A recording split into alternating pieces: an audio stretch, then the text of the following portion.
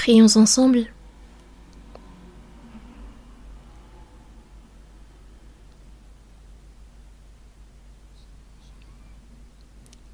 Dieu notre Père, qui nous aime, qui est miséricordieux et qui est saint,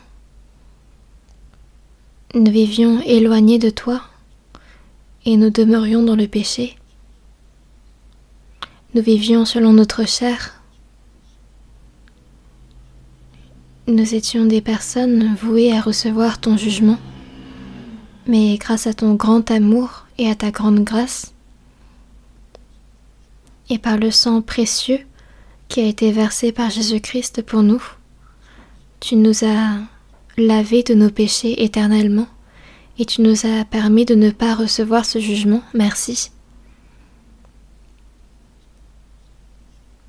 Tu nous as considérés comme tes enfants et tu nous donnes cette espérance d'entrer dans ton royaume des cieux. Merci.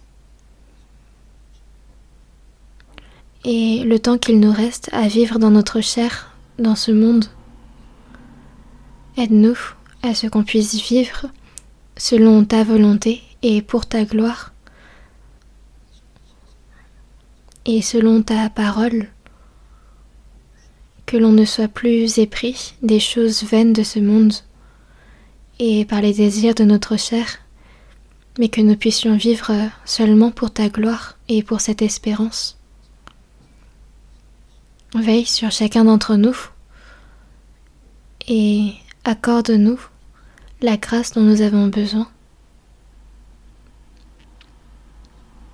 Toutes les églises de ce monde, chacune d'entre elles soit avec eux et veille sur elles, afin que, même au milieu des difficultés, les frères et sœurs puissent garder leur foi et qu'avec ta parole et avec ta grande puissance, tu puisses soutenir ces saints afin qu'ils puissent prêcher ta parole avec courage et afin qu'ils puissent guider de nombreuses âmes perdues devant ta parole. Rétablir la santé à ceux qui sont dans la maladie et ceux qui sont affligés en leur cœur et qui sont dans la souffrance, dans les épreuves. Donne-leur la grâce nécessaire. Et si parmi nous, il y a des personnes qui n'ont pas encore compris ta grâce, aide-les à comprendre combien grande est ta grâce et combien grande est ton espérance. Et ce monde se remplit chaque jour de plus en plus de péchés et on ne sait où il va. Cependant, quoique nous sommes si faibles, quoique nous vivions plusieurs fois pour poursuivre les désirs de notre chair, soutiens-nous et accorde la paix, la stabilité sur la terre où nous vivons,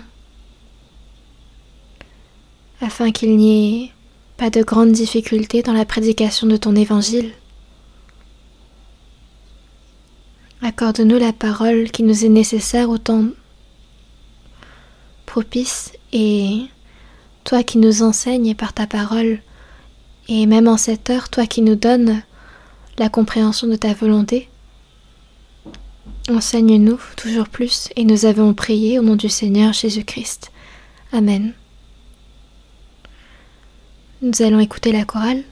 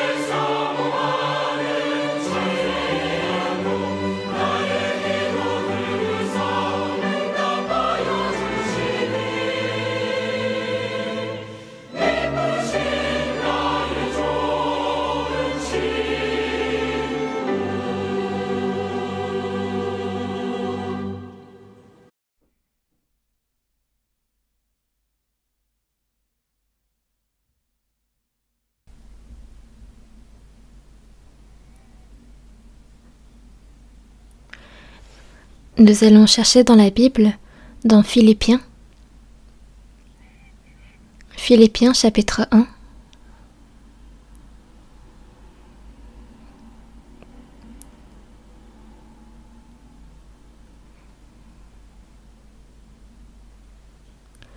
Philippiens chapitre 1, verset 20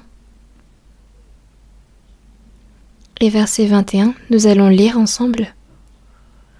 Philippiens chapitre 1, verset 20 à 21.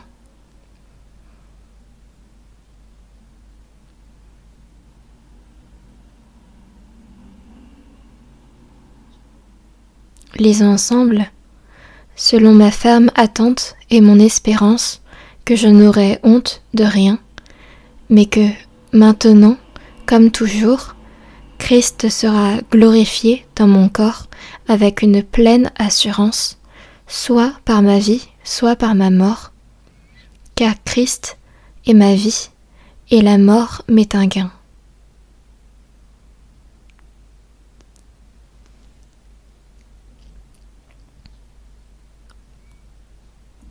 Et je vais lire aussi le verset 29, et cela de la part de Dieu, car il vous a été fait la grâce, par rapport à Christ, non seulement de croire en lui, mais encore de souffrir pour lui. En ce jour, il y a beaucoup de personnes qui ont reçu la grâce de Dieu et qui ont pu naître de nouveau. Et en ce moment même, je continue de faire les sermons sur la vie des nouveaux sauvés. Il est dit, vous étiez morts par vos offenses et par vos péchés. Avant de croire en Jésus, nous étions tous morts. Et une personne qui est morte n'a pas d'espérance.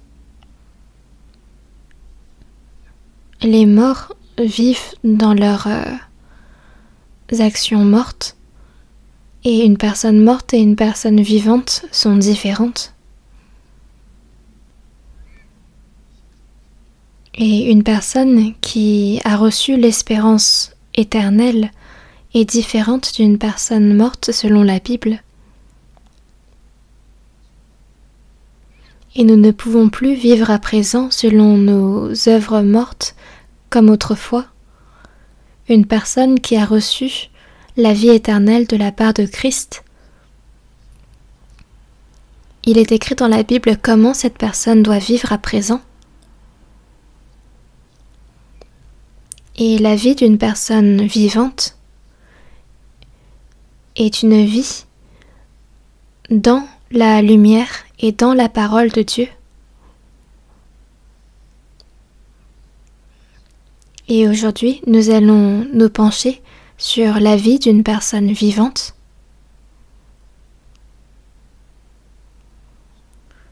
Dans Philippiens, l'épître des Philippiens a été écrit par Paul, le plus grand des apôtres dans le Nouveau Testament.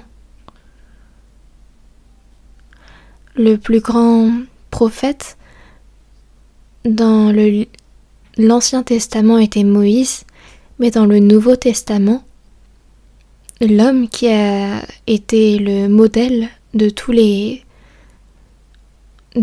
hommes de la foi, le plus grand apôtre était Paul, et depuis son salut jusqu'à sa mort en prêchant l'évangile à Rome, Paul a été un homme sans tache, sans défaut, qui s'est donné tout entier à la prédication de l'évangile.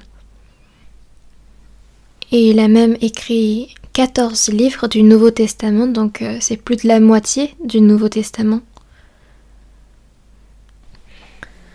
Et l'épître de Philippiens a été écrit lorsque Paul a été mis en probation lors de son séjour à Philippe. Et pendant ces 2 ans de probation, Dieu a donné à Paul une occasion d'évangéliser. C'était pendant qu'il était sous probation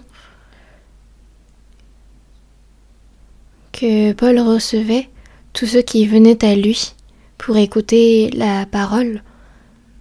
Et donc on voit que le livre des Philippiens est une lettre que Paul a écrite et a envoyée à l'église de Philippe.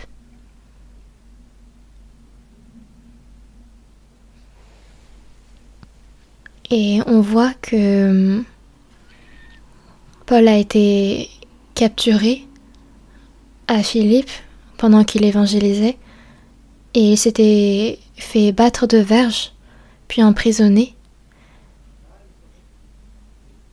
et que Dieu avait envoyé un ange pour le délivrer.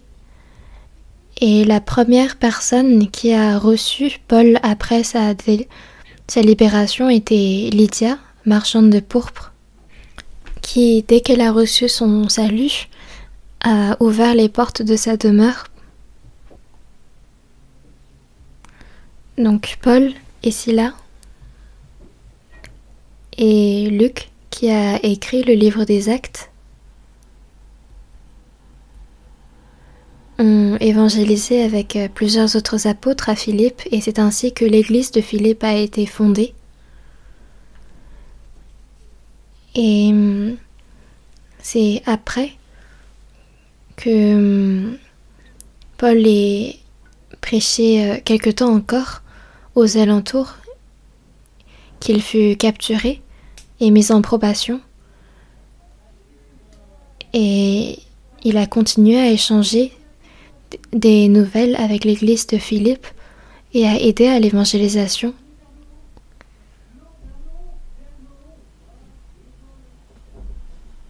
L'église de Philippe a vraiment beaucoup aimé Paul, qui lui a prêché l'évangile et qui prenait soin d'elle.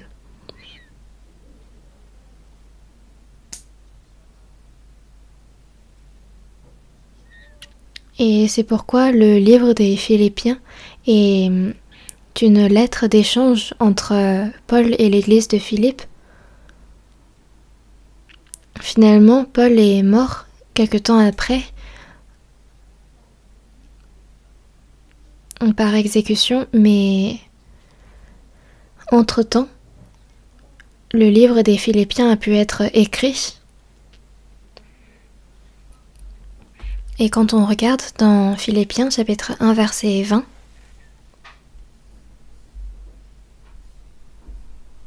selon ma ferme attente et mon espérance, donc c'est ce qu'on a vraiment attendu fermement, quelque chose que Paul avait attendu et espéré ardemment. Quelles étaient ses attentes et cette espérance? Que je n'aurais honte de rien, que je n'aurais honte ni devant Dieu, ni devant les hommes, mais que maintenant, comme toujours, avec une pleine assurance, l'apôtre Paul, depuis son salut jusqu'à son jour du martyre, il s'est toujours efforcé à vivre une vie où il n'aurait honte de rien devant Dieu, mais que maintenant, comme toujours, même quand il était fait prisonnier à Rome, maintenant comme toujours, avec une pleine assurance, Christ sera glorifié dans mon corps avec une pleine assurance, soit par ma vie, soit par ma mort. Donc, qu'il vive ou qu'il meure, il souhaitait que Christ soit glorifié dans son corps. Donc que ce soit par sa vie ou par sa mort, que Christ soit glorifié dans son corps. Et dans 1er épître de Corinthiens, chapitre 6, versets 19 à 20, quand Paul écrivait à l'église de Corinthe, il disait « Ne savez-vous pas que votre corps est le temple du Saint-Esprit qui est en vous, car vous avez été rachetés à un grand prix. le Seigneur a racheté notre corps à un grand prix. C'est pourquoi ce corps ne nous appartient pas. Parce que nous avons été rachetés à un grand prix, notre corps même est à Dieu.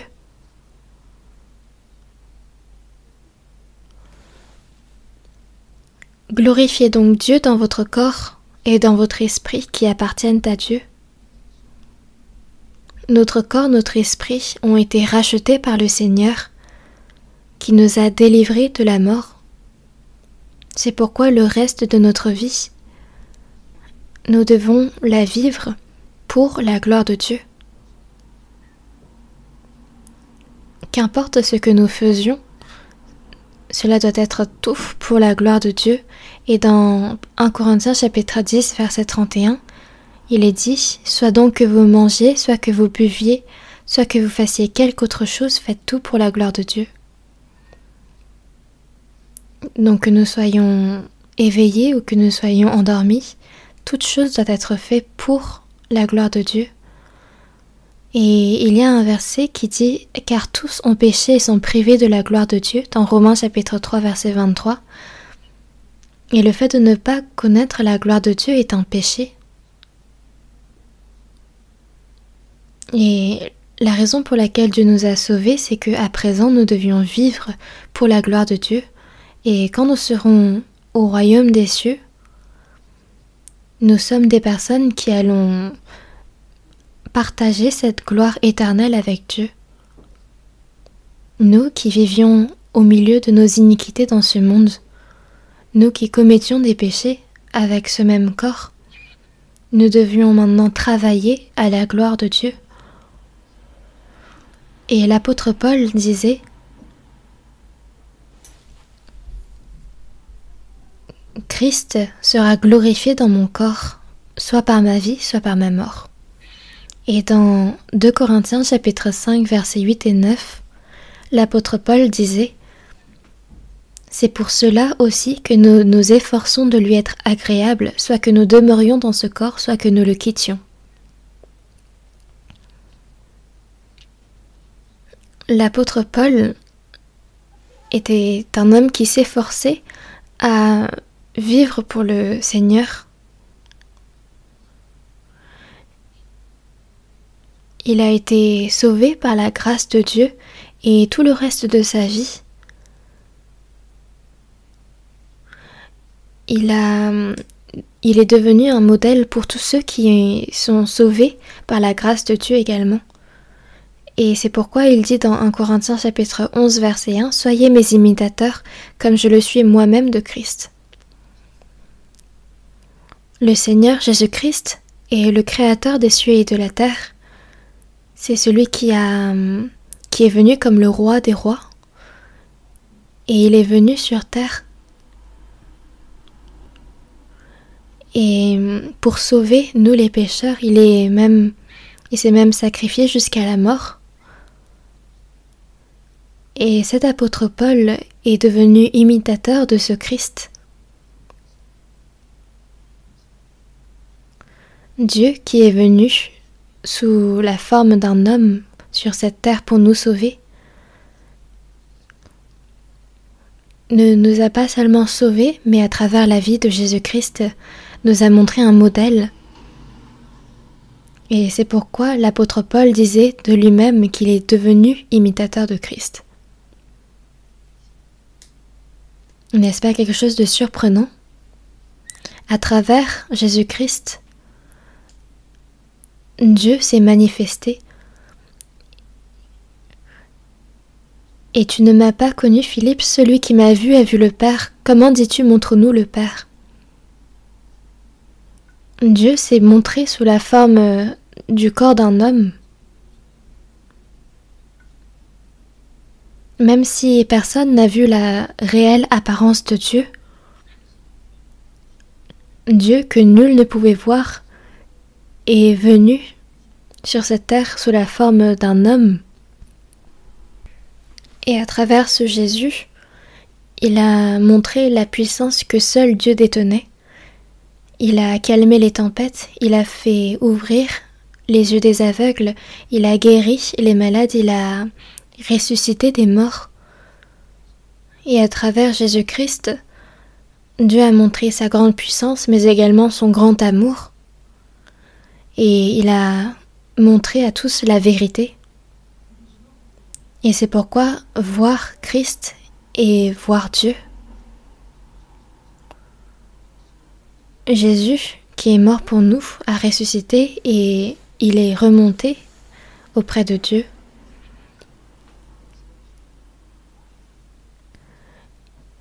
Et à travers les personnes sauvées, maintenant Dieu nous montre également le chemin et la vérité.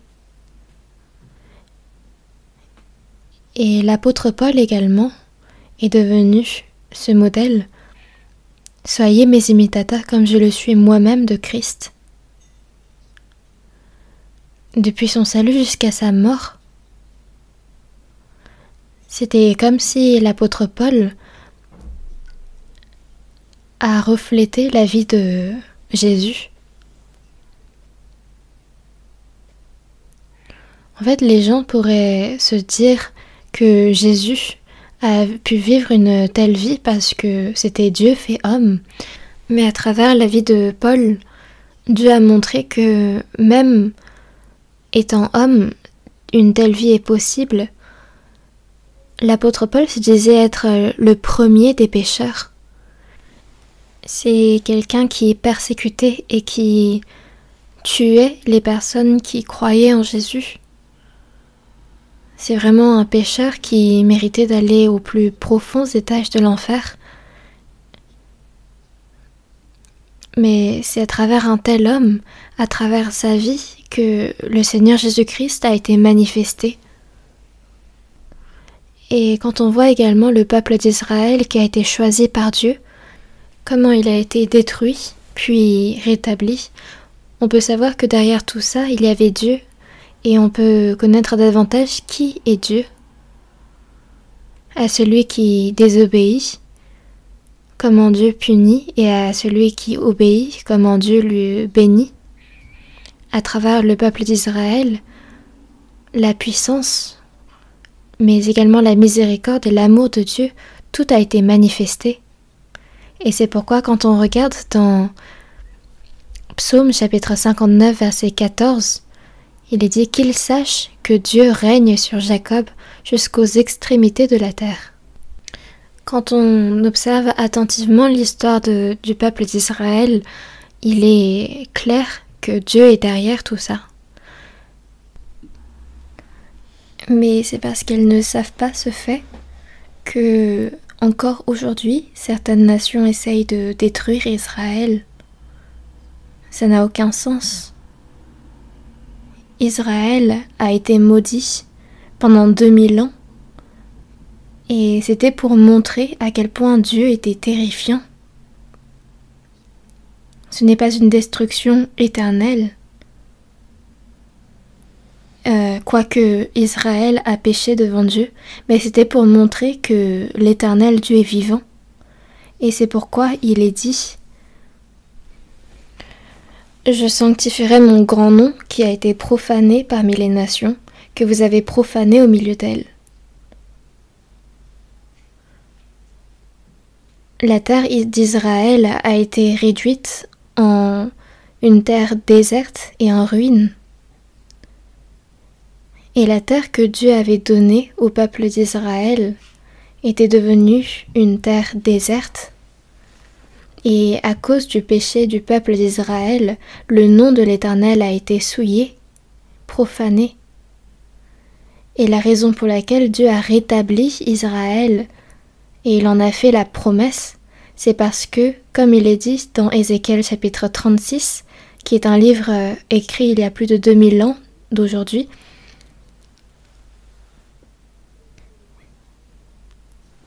il a prophétisé le rétablissement d'Israël et il a délivré et protégé Israël depuis les grandes nations aux alentours.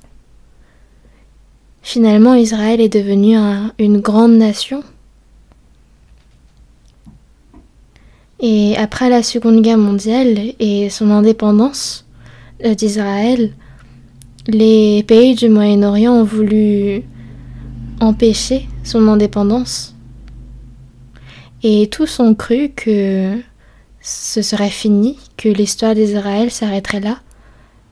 Mais Dieu a montré clairement que si on s'attaque à Israël, on s'attaquait à lui. Et il a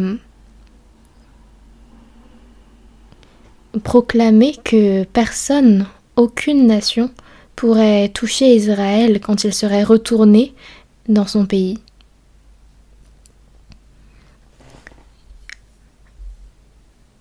Et c'est vraiment une loi que Dieu a établie, que personne, plus rien ni personne ne pourrait faire disparaître la nation d'Israël.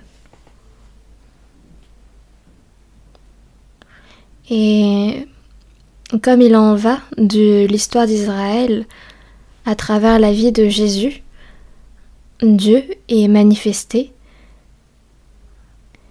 Et l'imitateur de Jésus-Christ, l'apôtre Paul, en est de même. Soyez mes imitateurs comme je le suis moi-même de Christ. Et l'apôtre Paul a dit « Mais que maintenant, comme toujours, Christ sera glorifié dans mon corps avec une pleine assurance, soit par ma vie, soit par ma mort. » Pour l'apôtre Paul, Christ a été glorifié par son corps. Et c'est pourquoi il peut dire au saint de Philippe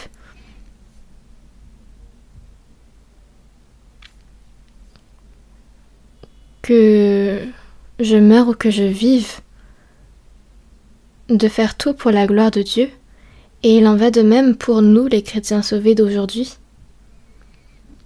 Notre espérance est en Dieu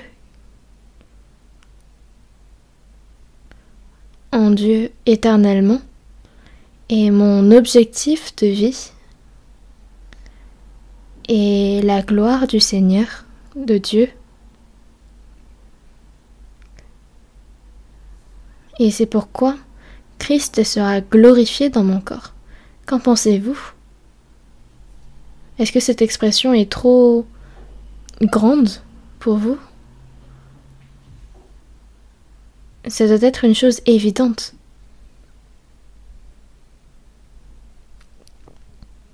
L'apôtre Paul, après avoir été sauvé, a changé de sa vie entière et est devenu un modèle. Mais pas seulement l'apôtre Paul, mais tous les autres apôtres, les disciples de Jésus, ont tous montré par leur vie et ont suivi Jésus-Christ. L'apôtre Paul a pu dire « Car Christ est ma vie et la mort m'est un gain ». Ainsi la vie et la mort sont utiles seulement pour le Christ. Et c'est pourquoi, plus loin, l'apôtre Paul a dit « Je suis pressé des deux côtés ». Parce que lui, il a envie de mourir plus tôt et de retourner auprès du Seigneur. Et vous, qu'en pensez-vous? Est-ce que vous, en étant sauvé, vous avez toujours peur de la mort? Dans le psaume chapitre 116, il est dit qu'elle a du prix aux yeux de l'Éternel la mort de ceux qu'il aime. Et ensuite, il est dit « Heureux dès à présent les morts qui meurent dans le Seigneur ». La mort des saints est précieuse aux yeux de Dieu. Et si les saints meurent, alors c'est seulement la fin de leur souffrance. Et la fin de ce monde est le commencement de la vie éternelle. Mais ceux qui ne savent pas ce fait vont considérer la mort comme étant une tragédie. Mais est-ce qu'on vit réellement sur cette terre seulement parce qu'on ne peut pas mourir? Est-ce qu'on a encore de l'affection pour ce monde? Non, la raison pour laquelle nous vivons encore sur cette terre, c'est parce que Dieu nous a laissé une tâche. Dans Psaume chapitre 118, il est dit « Je ne mourrai pas, je vivrai et je raconterai les œuvres de l'Éternel ». C'est donc pour raconter les œuvres du salut de Dieu que nous continuons à vivre sur cette terre, continuer à gagner de l'argent et à unir nos forces. C'est pour l'Évangile. Donc soit que nous vivions, soit que nous mourions. Il ne faut pas oublier ce fait. Personnellement, je ne pense pas que ce soit mon cas. Est-ce que vous pensez réellement que ce n'est pas le cas? Est-ce que vous n'avez pas l'assurance du salut? Est-ce que vous avez encore de l'affection pour ce monde?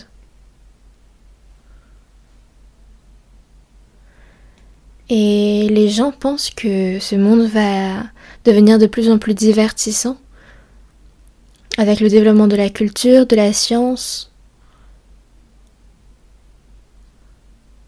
Il y a plein d'éléments, plein de choses que le monde essaye de mettre en avant en croyant à un futur meilleur, mais ce n'est qu'une illusion.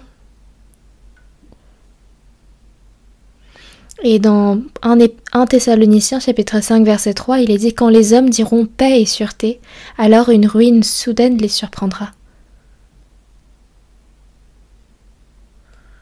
Et toutes choses ont une fin, toutes choses ont une limite. Est-ce que vous savez que s'il y a une guerre nucléaire qui éclate, alors toutes les armes nucléaires du monde entier vont être mobilisées? Et à ce moment-là, le monde ne pourra survivre plus de 30 minutes. Et avec toutes les armes qui existent de nos jours, il est possible de mettre en feu le monde entier plus de 30 fois. Et dans Ésaïe chapitre 50 verset 11, il est dit « Voici, vous tous qui allumez un feu et qui êtes armés de torches, allez au milieu de votre feu et de vos torches enflammées. » C'est par ses propres armes que les hommes vont mourir. Et c'est comme la ville de Sodome et de Gomorrhe où le péché abondait, qui a été jugée par le feu et le soufre envoyés par Dieu à partir des cieux. Et il n'y en aura pas besoin maintenant, tellement les armes sont déjà prêtes actuellement. Est-ce que vous pensez toujours que un futur paisible vous attend dans ce monde?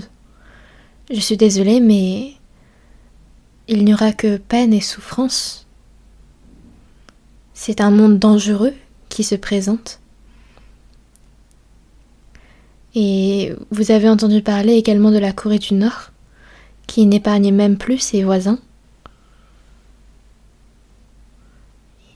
Il est dit qu'ils ont préparé une mer de feu et de soufre.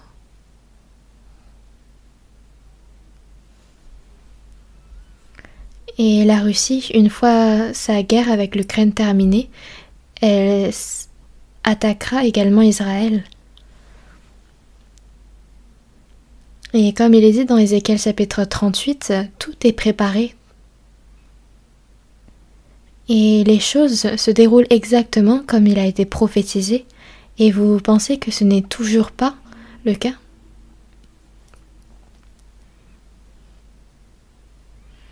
Nous vivons actuellement dans la dernière période que Dieu a prophétisée. Et c'est pourquoi nous, les chrétiens, nous devons avoir cette espérance ferme. Et nous devons réfléchir à comment est-ce que nous devons vivre une vie qui rend gloire à Dieu. Et toutes les pensées, que ce soit en nous endormant ou en nous réveillant, doivent être dédiées pour ça.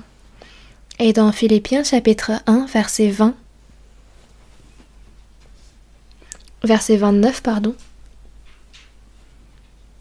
Philippiens chapitre 1, verset 29, « Et cela de la part de Dieu, car il vous a été fait la grâce, par rapport à Christ, non seulement de croire en lui, mais encore de souffrir pour lui. » Il vous a été fait la grâce par rapport à Christ. Ce n'est pas par rapport à nous pour nous, mais c'est par rapport à Christ qu'il nous a été fait cette grâce du salut. Dieu avait dit par rapport au peuple d'Israël, c'est moi qui efface les transgressions pour l'amour de moi. C'est pour moi, et la raison pour laquelle Dieu nous a sauvés, nous, c'est deuxièmement pour nous-mêmes, mais premièrement c'est pour lui-même, parce que si les hommes vont tous en enfer, alors c'est Dieu lui-même qui a perdu. C'est Dieu lui-même qui aurait échoué. Parce que celui qui a formé l'homme à son image, c'est Dieu.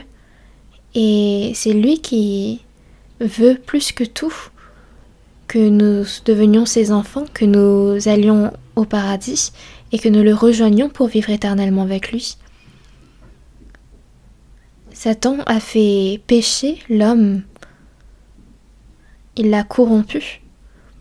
Et s'il réussit même à faire entrer l'humanité avec lui en enfer, alors ce serait la défaite pour Dieu. Donc la raison pour laquelle Dieu nous a sauvés, c'est pour son amour, pour lui-même.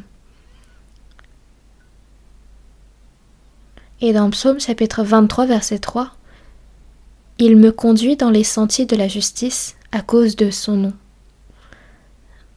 Donc c'est à cause de son nom qu'il me conduit dans les sentiers de la justice.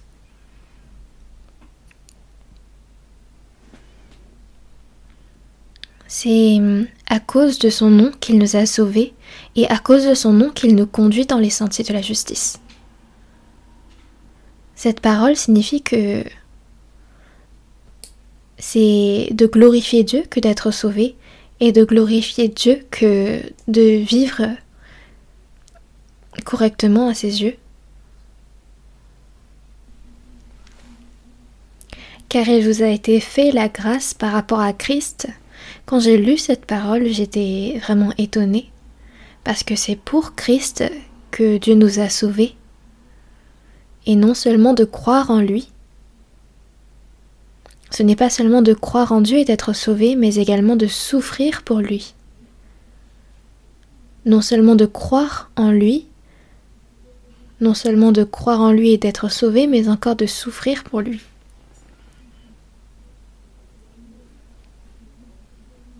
Dieu permet à ceux qui sont sauvés de souffrir. Et quand on parle de souffrance, bien sûr, ce n'est attirant pour personne.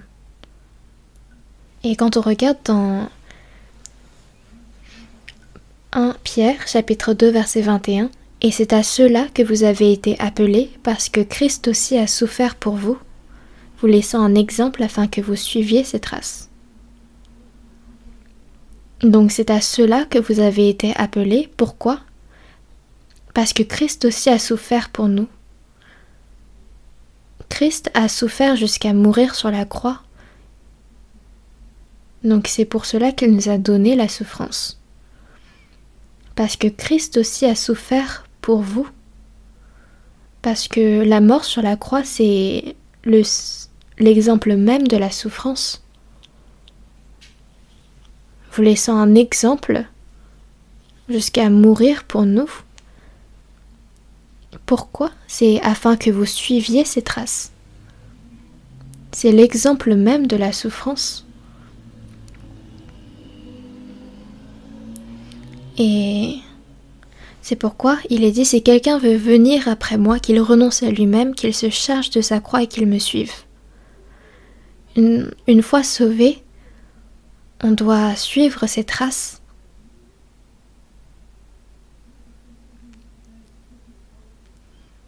Et il est dit, allez, faites de toutes les nations des disciples, les baptisant au nom du Père, du Fils et du Saint-Esprit, et enseignez-leur à observer tout ce que je vous ai prescrit.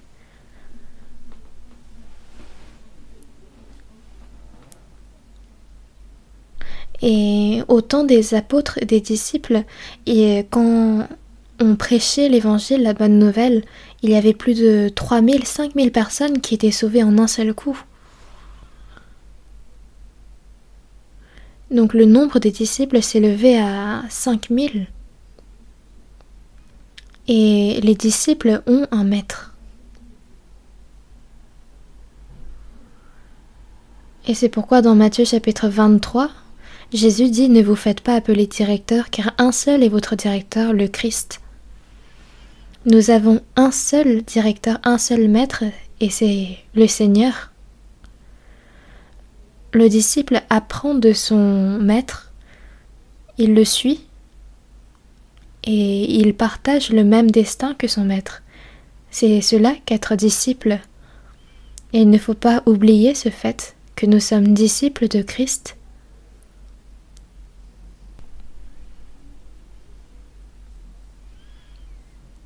Nous devons être imitateurs de Christ et le suivre. Si quelqu'un veut venir après moi, qu'il renonce à lui-même. Donc maintenant que nous sommes sauvés, nous sommes disciples de Jésus-Christ et nous devons le suivre. Et c'est de partager le même destin que le Seigneur. Et dans Romains chapitre 8, verset 17, il est dit « Si toutefois nous souffrons avec lui, afin d'être glorifiés avec lui. » La raison pour laquelle il nous a délivrés de la perdition, c'est pour que nous soyons glorifiés avec lui. Et afin d'être glorifiés avec lui, nous devons souffrir avec lui. Et la raison pour laquelle Dieu nous a fait une telle grâce, c'est non seulement de croire en lui, mais encore de souffrir pour lui. Et le Seigneur a souffert en premier pour nous. Et dans 1 Pierre, chapitre 1, verset 11, il est dit que il y avait d'abord les souffrances de Christ et ensuite la gloire dont elle serait suivie. Jésus a d'abord reçu les souffrances et ensuite il est entré dans sa gloire.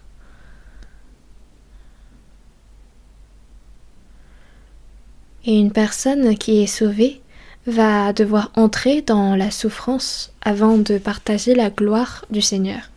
Et dans Hébreux chapitre 13, versets 12 et 13, il est dit « C'est pour cela que Jésus aussi, afin de sanctifier le peuple par son propre sang, a souffert hors de la porte. » Jésus est mort en versant son sang afin de nous rendre saints.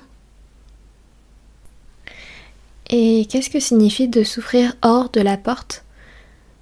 En fait, ici, ça fait référence à la cité de Jérusalem. Et l'endroit où Jésus a été crucifié, c'est le lieu du crâne Golgotha, qui est à l'extérieur de la cité de Jérusalem. C'est hors de la porte qu'on jetait tous les déchets. Et c'est ainsi que Jésus a été crucifié. C'est parce que Jésus a été rejeté par le monde.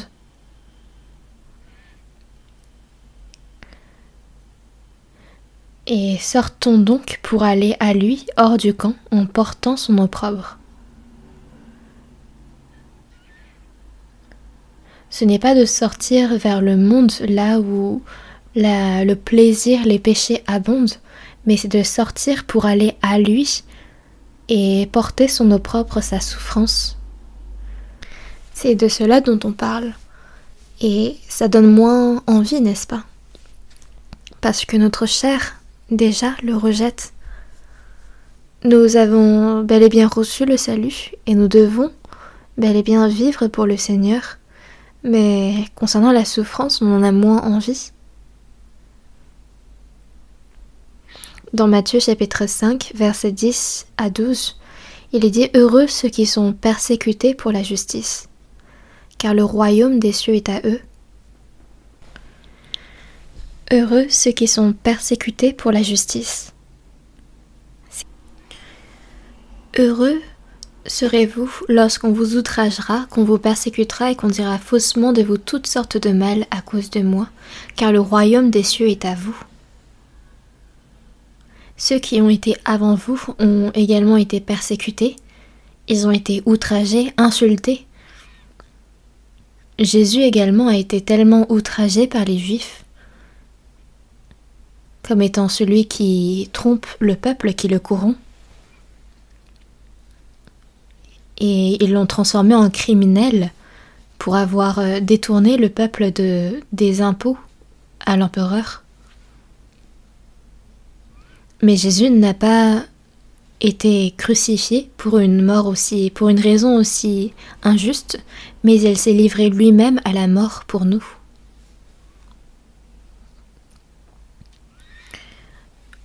Heureux serez-vous lorsqu'on vous outragera à cause de moi. Il parle ici des saints. Ceux qui ne croient pas en Jésus nous haïssent parce que nous croyons en Jésus. Ceux qui n'ont pas reçu le salut nous haïssent parce que nous croyons en Jésus. Ils inventent toutes sortes de mensonges pour dire du mal de nous. Et quand on regarde la situation actuelle, on voit que ça devient de pire en pire. Le niveau de menace également grandit. Est-ce que notre Église a mal enseigné la Bible? Est-ce qu'il y a un pasteur de notre Église qui a abusé de son autorité ici? Est-ce qu'il y a une personne ici qui a fait du mal en évangélisant? Et les gens de ce monde utilisent toutes sortes de mal, de vices pour nous insulter, pour nous outrager. Et c'est pourquoi Jésus dit, le serviteur n'est pas plus grand que son maître. Les hommes me traitaient de démoniaque, alors que Jésus avait consacré toute sa vie à prêcher Dieu, à prêcher la parole. Les hommes l'insultaient et disaient de lui que c'était un démoniaque qui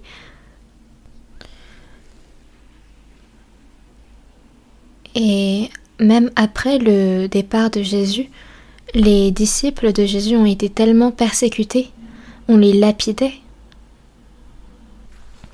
Le premier disciple des 12 qui s'est fait martyr, c'est Jacques, qui a été décapité.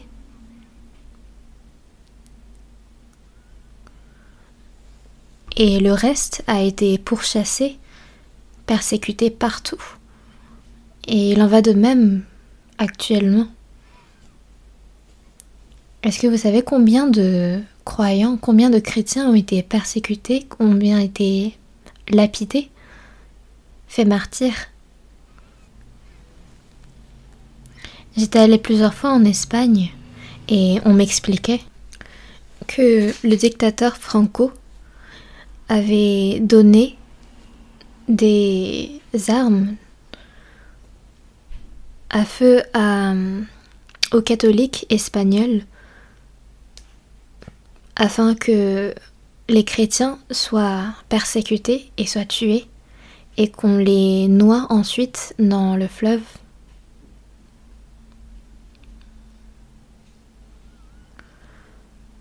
Et il est dit ici que on dira faussement de vous toutes sortes de mal à cause de moi, mais Jésus dit « Heureux serez-vous ». Réjouissez-vous et soyez dans l'allégresse, parce que votre récompense sera grande dans les cieux, car c'est ainsi qu'on a persécuté les prophètes qui ont été avant vous. On a persécuté les prophètes avant eux, on a persécuté Jésus, et ils ont même traité l'apôtre Paul comme étant le plus grand des pécheurs. Ils avaient rassemblé des avocats et ils l'avaient fait comparaître devant un tribunal.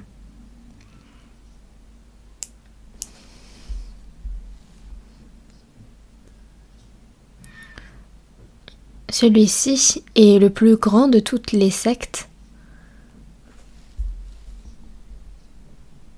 Jésus était la secte de Nazareth et lui, l'apôtre Paul, est le plus grand de tous les sectes.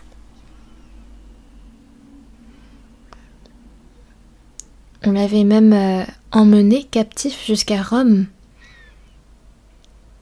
Et c'est pourquoi l'apôtre Paul avait rendu ce témoignage pour lequel je souffre jusqu'à être lié comme un malfaiteur. Mais la parole de Dieu n'est pas liée. Même au milieu de toutes ces persécutions et de ces tribulations, l'évangile du Seigneur n'a pas cessé. Et nous devons réfléchir à la souffrance en tant que chrétiens. Cherchons ensemble Psaume chapitre 34. Psaume 34.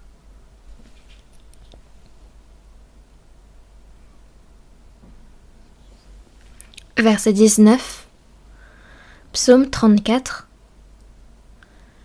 Verset 19. On lit ensemble. Le malheur atteint souvent le juste, mais l'Éternel l'en délivre toujours. Le malheur atteint souvent le juste. Les chrétiens sont des justes aux yeux de Dieu, et il est dit que le malheur l'atteint souvent. Il l'atteint souvent, mais l'Éternel l'en délivre toujours.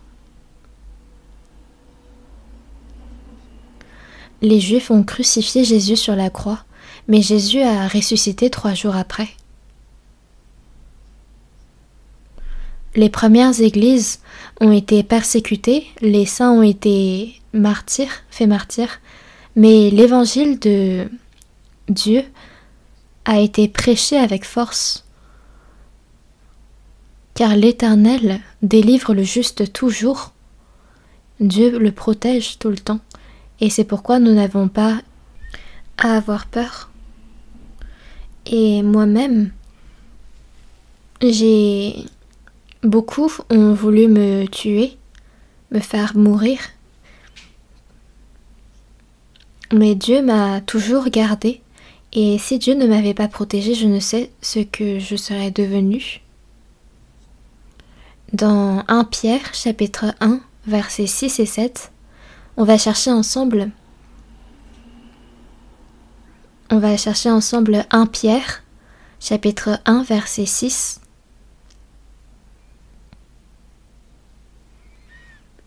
Versets 6 et 7, on lit ensemble. C'est là ce qui fait votre joie, quoique maintenant, puisqu'il le faut, vous soyez attristés pour un peu de temps par diverses épreuves.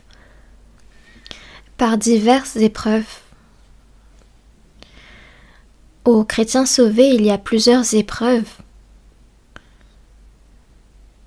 Et il y a quand même plusieurs significations à l'épreuve. Il y a des épreuves pour tester, comme quand Dieu avait ordonné à Abraham d'offrir son fils unique Isaac sur la montagne de Morija. C'était pour voir combien Abraham aimait Dieu. Et Abraham a réussi cette épreuve, n'est-ce pas? Adam également a été testé pour voir s'il obéit à la parole de Dieu, mais il a échoué. Donc, par moments, il y a des épreuves pour tester notre foi. Ensuite, il y a également ce qu'on appelle des tentations qui sont données par le diable. Et dans Matthieu, chapitre 3, c'est quand Jésus avait jeûné pendant 40 ans que le diable apparaît auprès de lui pour le tester. Et on appelle ça la tentation. C'est donné dans le but de faire tomber. Mais ici, dans 1 Pierre chapitre 1 verset 6, les diverses épreuves dont on parle, ce n'est pas les épreuves pour tester, ce n'est pas non plus les tentations, mais c'est des épreuves réellement qui sont là pour éprouver. Ici, c'est des épreuves pour un peu de temps. Donc ici, on parle des souffrances temporaires. C'est là ce qui fait votre joie. Et au verset 7, il est marqué « Afin que l'épreuve de votre foi, plus précieuse que l'or périssable, qui cependant est éprouvé par le feu, ait pour résultat la louange, la gloire et l'honneur lorsque Jésus-Christ apparaîtra. » Cette épreuve dont on parle ici est là pour nous rendre plus purs. Et quand on voit dans Job chapitre 1, Job était un homme qui craignait Dieu. C'était un homme de bien. Et Dieu avait complimenté Job devant tous. Et alors Satan répond à l'Éternel: est-ce d'une manière désintéressée que Job craint Dieu? Ne l'as-tu pas protégé? Ne l'as-tu pas béni? Mais étends ta main et enlève tout cela et on va voir s'il te maudirait pas. Dieu a accepté de livrer Job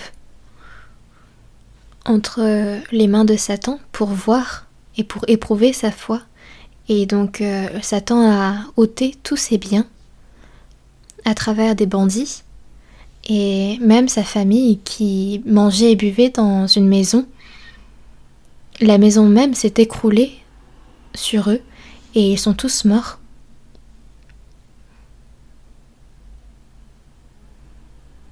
Mais qu'est-ce que Job a dit par la suite? Il ne s'est pas plaint, il ne s'est pas lamenté contre Dieu. L'Éternel a donné et l'Éternel a ôté, que le nom de l'Éternel soit béni. Dieu avait bien dit à Satan, même si Job injustement s'est vu tous ses biens s'envoler, toute sa famille périr, il ne s'est pas plaint. Et alors Satan répond à l'Éternel: mais c'est parce que tu lui as préservé la santé, mais étends ta main, touche à ses os et à sa chair, et je suis sûr qu'il te maudira en face. Et l'Éternel dit à Satan: voici, je te le livre, seulement épargne sa vie. Et alors, Job a été frappé d'un ulcère depuis la plante du pied jusqu'au sommet de la tête. Nuit et jour. Et sa femme même lui disait: tu demeures ferme dans ton intégrité, maudis Dieu et meurs. C'est sa propre femme qui lui dit: maudis Dieu et meurs. Mais qu'est-ce que Job répond? Tu parles comme une femme insensée. Quoi, nous recevons de Dieu le bien, et nous ne recevrions pas aussi le mal? Et en tout cela, Job n'a pas péché, il ne s'est pas plaint contre Dieu. Et à la fin de ses souffrances, de ses épreuves, Dieu lui a rétabli au centuple tous ses biens, sa famille. Et c'est pourquoi dans Jacques chapitre 5, il est dit: vous avez entendu parler de la patience de Job, et vous avez vu la fin que le Seigneur lui accorda. Et c'est ça la patience, la persévérance, qui lui a permis de tout surmonter et d'endurer jusqu'à la fin. Et à nous aussi, nous pouvons avoir cette même persévérance, et la bénédiction qui a été donnée à Job, nous la recevrons également, mais non pas sur cette terre, mais dans le royaume des cieux. Afin de nous donner toujours mieux, Dieu nous éprouve par diverses épreuves pour un peu de temps, afin que l'épreuve de votre foi, plus précieuse que l'or périssable, qui cependant est éprouvée par le feu. Ici dans ce monde, l'or est l'un des objets les plus précieux, et cependant même cet or est éprouvé par le feu. C'est quand toutes les impuretés sont ôtées qu'il devient un or pur. Et de la même façon, même si l'or disparaît un jour, nous sommes bien plus précieux. La foi qui est plus précieuse que l'or est notre trésor.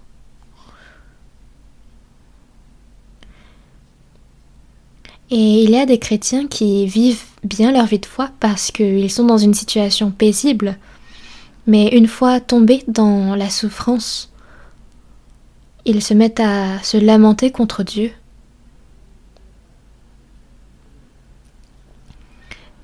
Vous avez entendu parler de la patience de Job et vous avez vu la fin que le Seigneur lui accorda.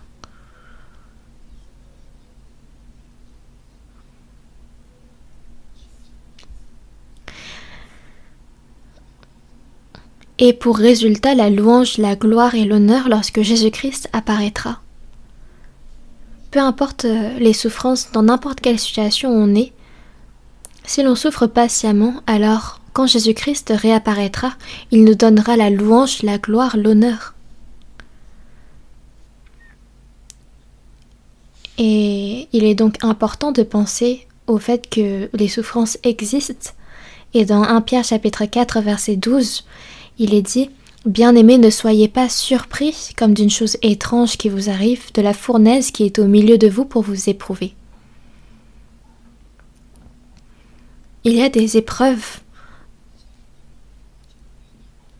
par le feu, mais réjouissez-vous au contraire de la part que vous avez aux souffrances de Christ, afin que vous soyez aussi dans la joie et dans l'allégresse lorsque sa gloire apparaîtra. Ne soyez pas surpris comme d'une chose étrange qui vous arrive, de la fournaise qui est au milieu de vous pour vous éprouver, mais réjouissez-vous au contraire. La fournaise qui est au milieu de vous pour vous éprouver, n'en soyez pas surpris. Quand Job était dans la souffrance, ses 3 amis sont apparus et pendant des jours, ils l'ont jugé et ils ont dit que forcément, si tu es châtié maintenant, c'est que tu as péché, alors confesse tes péchés. Ces 3 amis étaient convaincus que Job recevait ses souffrances parce qu'il avait péché, mais ils ne savaient pas que c'était Dieu qui l'éprouvait. C'était parce que Dieu voulait éprouver sa foi qu'il a permis ces souffrances.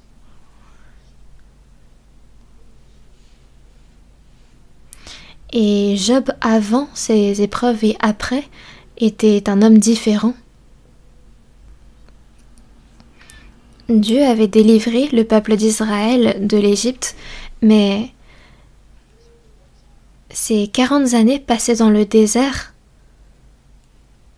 sont là pour préparer le peuple qui était sorti du pays d'Égypte.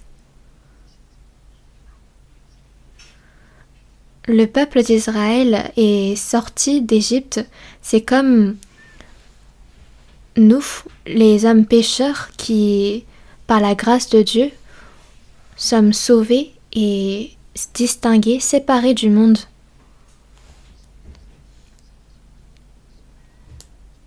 Et c'est comme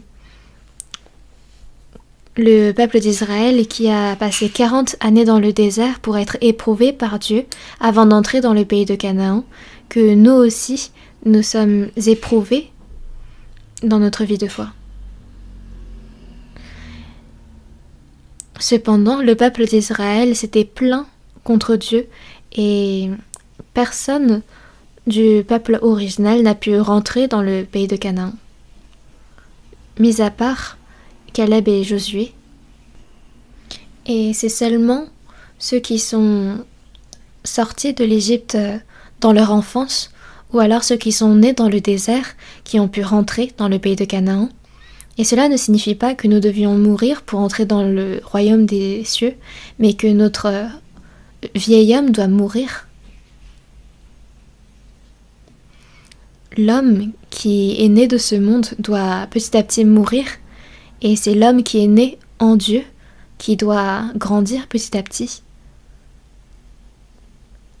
Le peuple d'Israël, une fois entré dans le pays de Canaan, doit ensuite affronter les 7 tribus qui vivaient dans le pays de Canaan.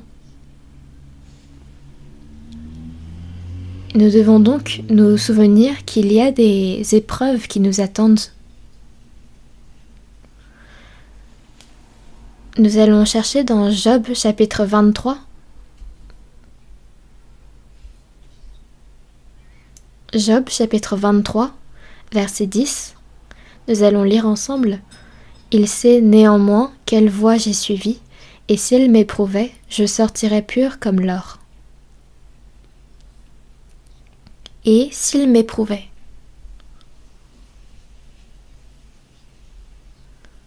Dieu m'éprouve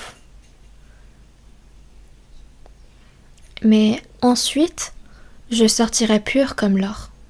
C'est quand toutes mes impuretés seront ôtées. Il n'y a pas d'or pur dès le début. Il y a toutes sortes d'impuretés qui sont associées à cet or, mais ils doivent être toutes ôtées dans le feu. Et c'est alors que je sortirai pur comme l'or.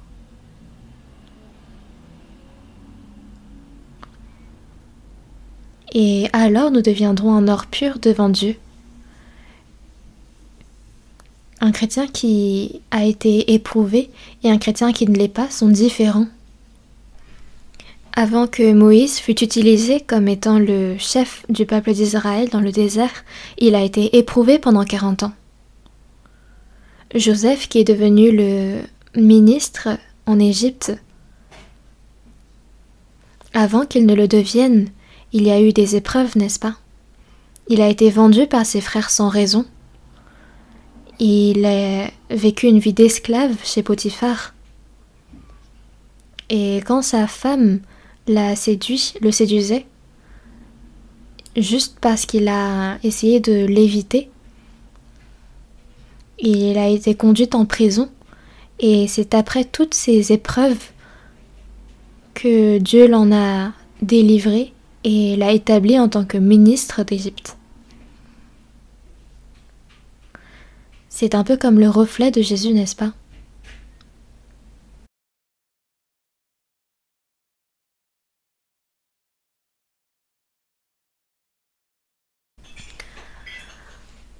Après notre salut, il nous arrive de commettre des péchés, et dans ce moment-là, il y a ce qu'on appelle le châtiment. Dieu châtie celui qu'il aime, et il frappe de la verge tous ceux qu'il reconnaît pour ses fils.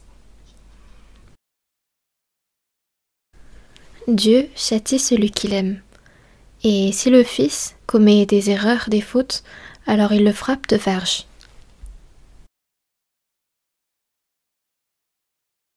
Mais si vous êtes exempts du châtiment auquel tous ont part, vous êtes donc des enfants illégitimes et non des fils. Dans Proverbes chapitre 29, il est dit « Châtie ton fils ». Dieu nous a sauvés. Donc les personnes sauvées ne rencontreront pas de ruine. Mais Jésus dit à la femme adultère « Je ne te condamne pas non plus, va et ne pêche plus ». Jésus est mort sur la croix exprès pour nous sauver, nous, de nos péchés. Et ce qu'il dit, c'est « Je ne te condamne pas non plus, va et ne pêche plus ». Nous avons certes reçu le salut, mais nous pouvons commettre des péchés car nous avons en nous cette nature pécheresse. Mais à celui qui pêche alors, connaîtra-t-il la destruction? Non, une personne sauvée ne peut connaître ce genre de destin. Mais dans 1 Corinthiens chapitre 5, il est dit qu'un tel homme soit livré à Satan pour la destruction de la chair, afin que l'esprit soit sauvé au jour du Seigneur Jésus. La chair peut être détruite si on poursuit dans notre péché, mais l'esprit sera sauvé au jour du Seigneur Jésus. Le châtiment existe, mais il n'y aura pas de destruction éternelle.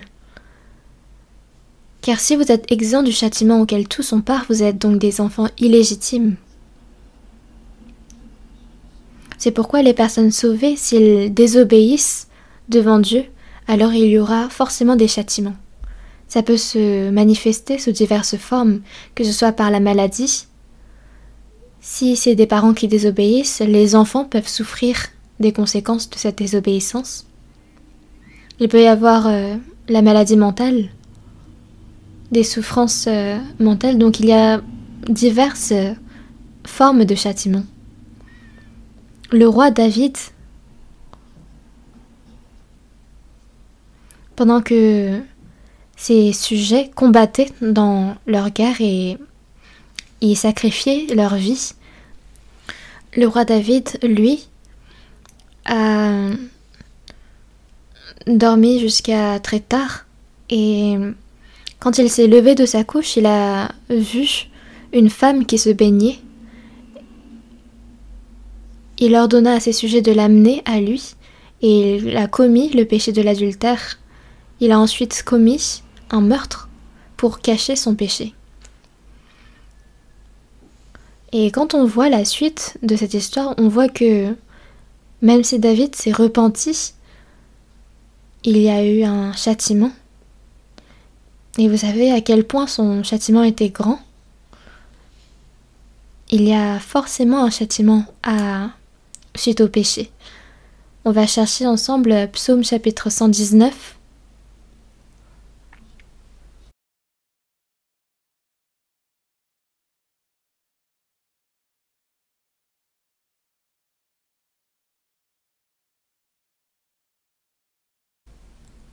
Psaume 119.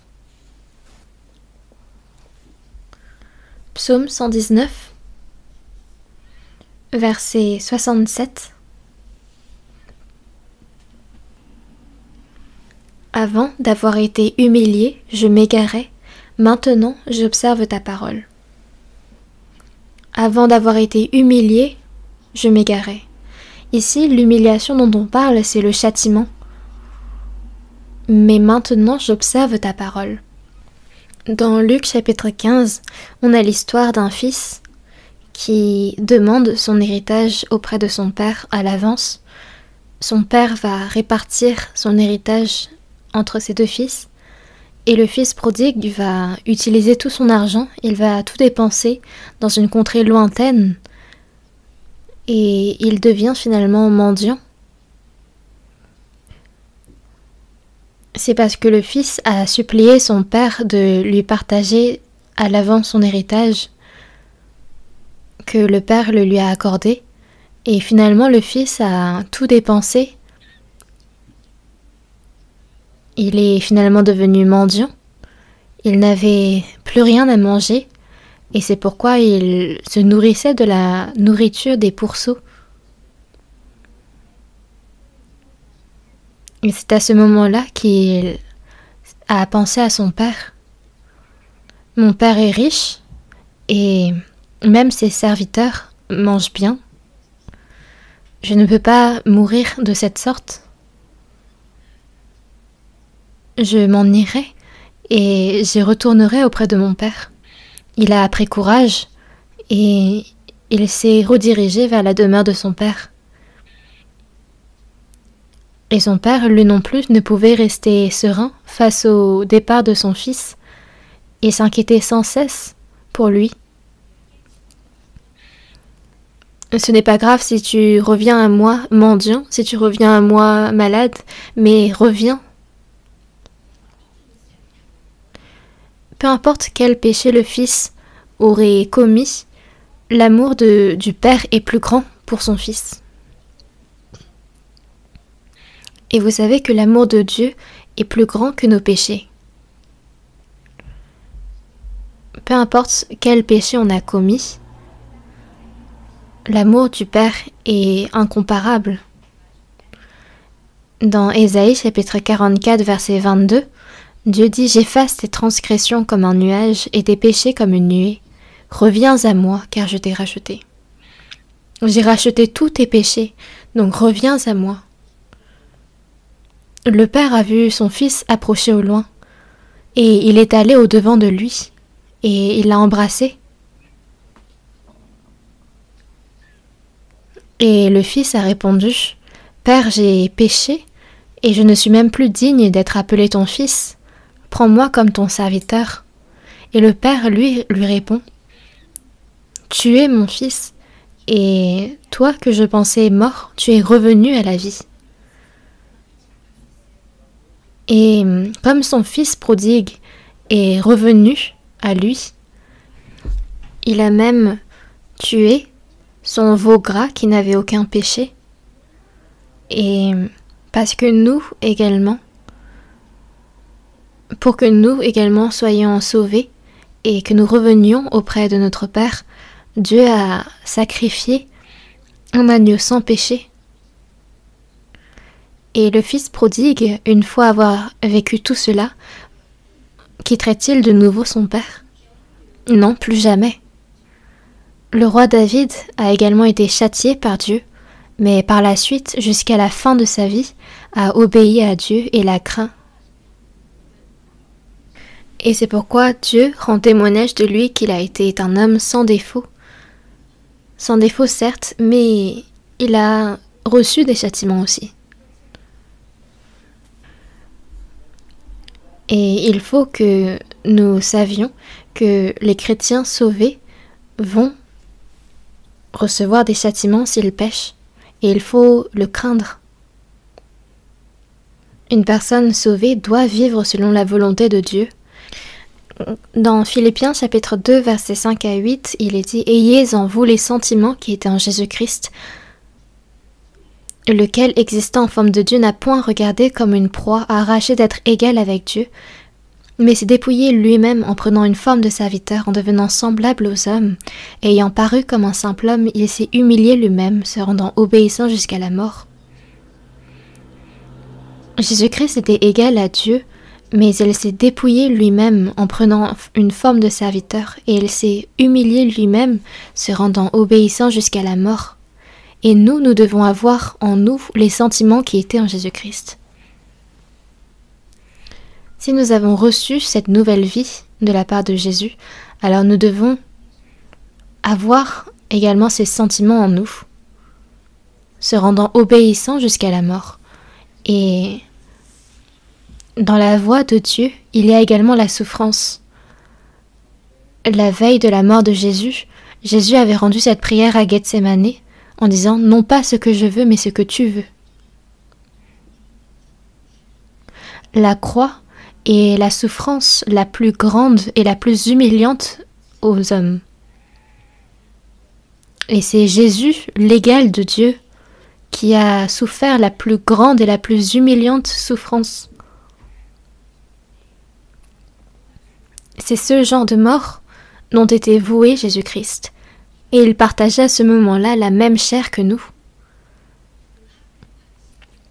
Il versait les mêmes larmes que nous, et il avait la même faim que nous, et son corps souffre autant. C'est pourquoi sa chair ne voulait pas cette souffrance de la croix.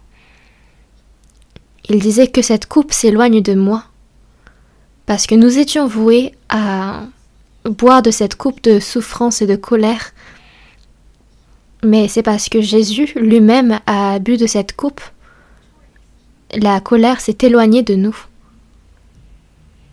Et cette coupe de colère, qu'est-ce que c'est? C'est de mourir sur la croix. Et en voulant accomplir la volonté de Dieu, parfois il nous faut endurer des souffrances. Et dans Hébreux chapitre 5 versets 8 et 9, il y a dit « A appris bien qu'il fut fils ». Jésus était le Fils de Dieu et il est dit « L'obéissance par les choses qu'il a souffertes et qui, après avoir été élevé à la perfection ».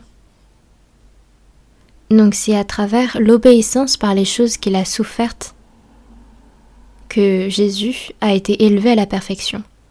Nous-mêmes, quand nous menons notre vie de foi, si nous obéissons dans la tranquillité, dans une vie paisible, c'est facile.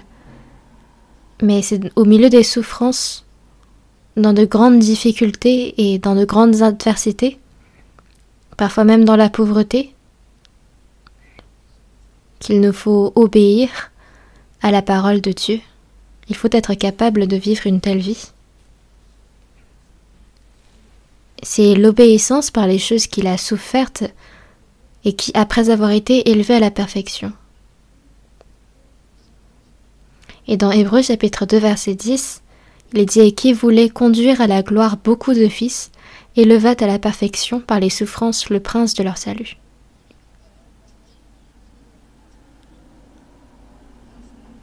C'est par la mort du Fils unique Jésus que de nombreux héritiers sont nés de nouveau. Et il doit ensuite les guider à la gloire. La raison pour laquelle Dieu nous a sauvés, c'est pour nous guider jusqu'à la gloire du royaume des cieux. Et c'est pourquoi il est évident que Jésus devait souffrir pour nous. Et c'est par les choses qu'il a souffertes et par l'obéissance dans ces choses que Jésus est devenu parfait et il est devenu pour tous ceux qui lui obéissent l'auteur d'un salut éternel.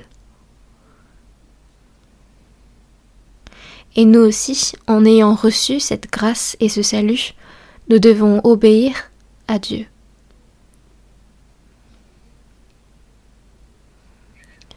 Certaines personnes obéissent dans une vie tranquille, mais tout à coup, quand une difficulté survient, ils se détournent.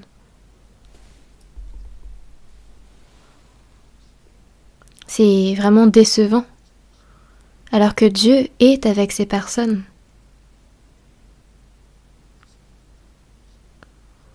Joseph, quand il a été accusé injustement et qu'il a été jeté en prison, il ne s'est pas plaint, il ne s'est pas lamenté contre Dieu. Même dans ce milieu, il a continué à servir Dieu et il a montré sa fidélité. Et quand il a été éprouvé, Dieu l'en a fait sortir. Et à nous aussi, Dieu nous donne parfois des souffrances, des épreuves. Est-ce que c'est seulement dans la paix que nous devons obéir? Non, c'est aussi au milieu des souffrances. Dans 1 Pierre, chapitre 4, on va chercher ensemble 1 Pierre, chapitre 4.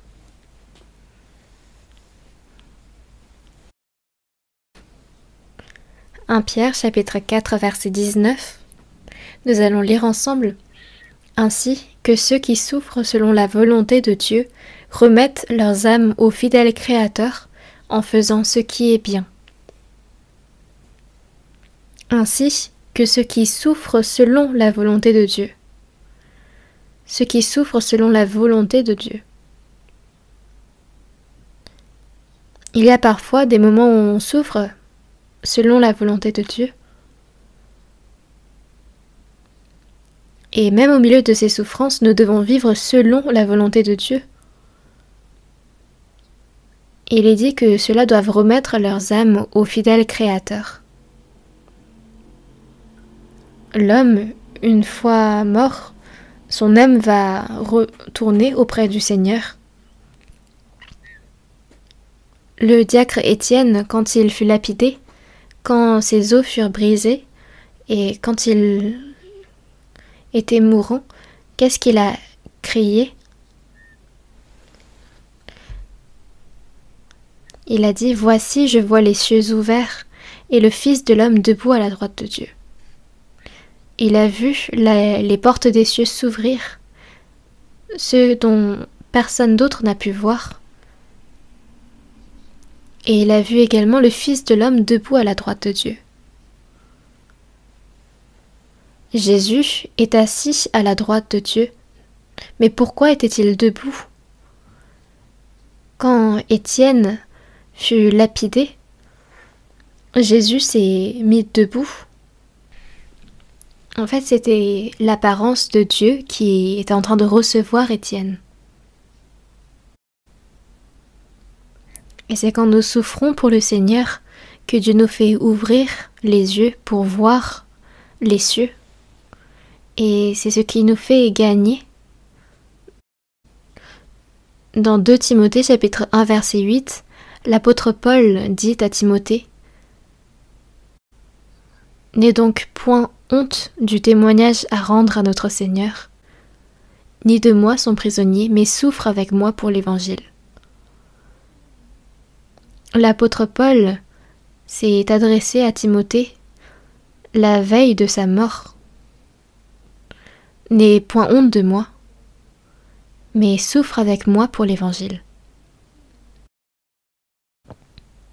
Et dans 2 Timothée chapitre 2 verset 9, « Pour lequel je souffre jusqu'à être lié comme un malfaiteur. » Pour lequel je souffre jusqu'à être lié comme un malfaiteur, mais la parole de Dieu n'est pas liée. Pour l'Évangile, l'apôtre Paul a été traité comme un malfaiteur. Il a souffert. Il s'est fait prisonnier. chez les Romains, et avec ce corps accusé de pécheur, de malfaiteur. Durant sa probation, alors que tout le monde l'accusait d'être pécheur, il est mort dans cet environnement-là.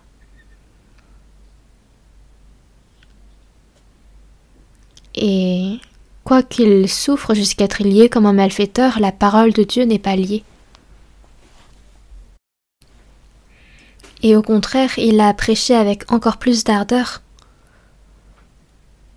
Et il faut savoir que dans la prédication de l'Évangile, il y a encore plus de souffrance. Et quand Paul prêchait à Lystre, il y a eu des Romains qui l'ont pourchassé jusque-là et qui l'ont lapidé. Et en le pensant mort, ils ont jeté son corps dehors, mais il est revenu à la vie et il a continué à prêcher de nouveau à Lystre. Il est même allé à Thyatire, parce que là où habitaient des hommes qui cherchaient à le faire mourir, il y avait des chrétiens. Il leur a dit que c'est par beaucoup de tribulations qu'il nous faut entrer dans le royaume de Dieu. C'est par beaucoup de tribulations qu'il nous faut entrer dans le royaume de Dieu.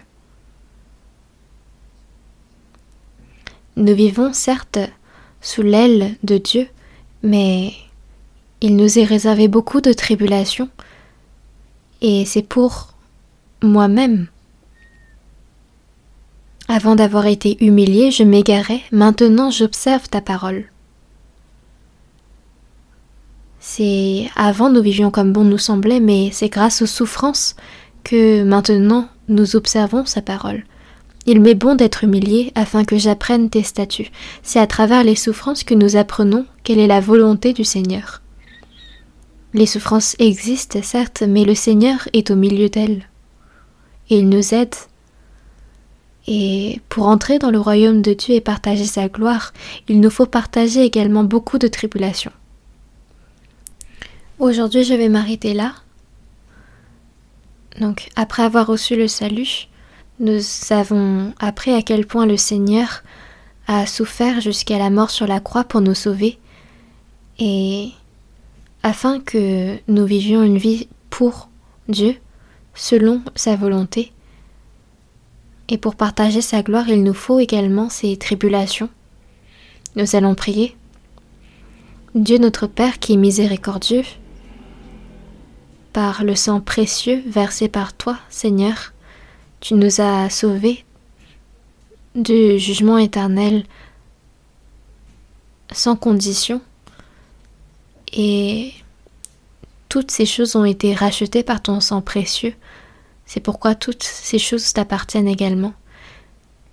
Et aide-nous afin que nous puissions vivre le reste de notre vie pour ta gloire, pour ton évangile. Et nous prions pour que aucun d'entre nous ne sorte de ce troupeau. Recouvre-nous par ta puissance, afin que, lorsque tu reviendras, nous puissions tous nous tenir devant toi. Et nous avons prié au nom du Seigneur Jésus. Amen.